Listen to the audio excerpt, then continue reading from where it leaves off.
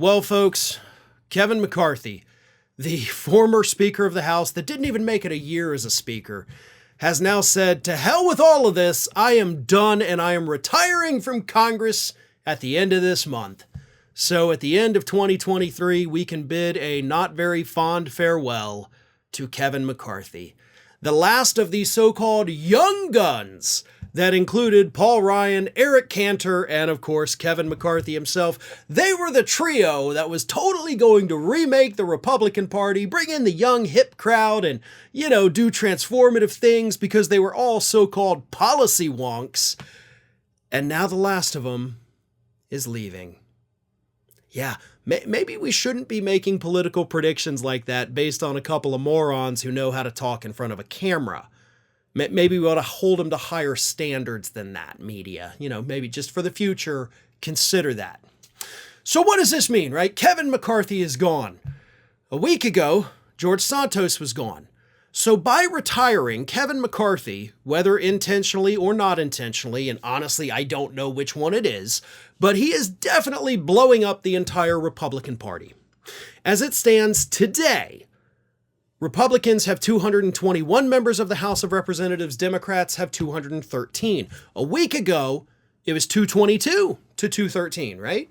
Republicans had a 9-seat advantage over the Democrats, expelling George Santos. Now you got an 8-seat. McCarthy is leaving. Now you're going to have a 7-seat majority. But it's actually worse than that because you have to have 218 votes in order to have a majority in the House. So, once Kevin McCarthy retires at the end of this year, if you get 3 Republicans to break ranks, they can't pass anything. And you may think, okay, well, what are they going to pass? They're not even working on legislation. This is true.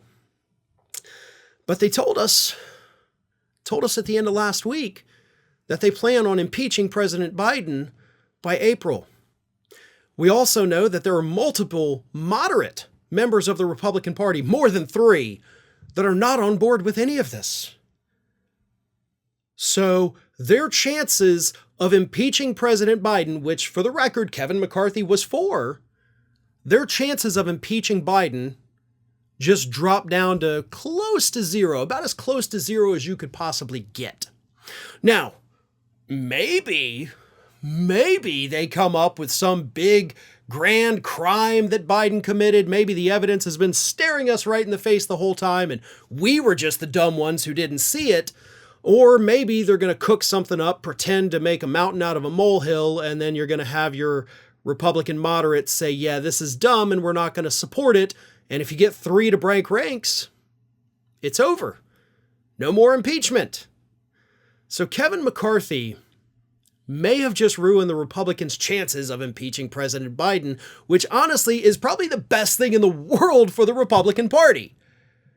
Impeaching Biden would actually help him ahead of next year's election. And McCarthy blew it up. So maybe he's not blowing up the Republican Party. Maybe he's making a sacrifice play and saving the Republican Party. Either way, I don't care. I'm just glad that this SOB is no longer going to be in Congress.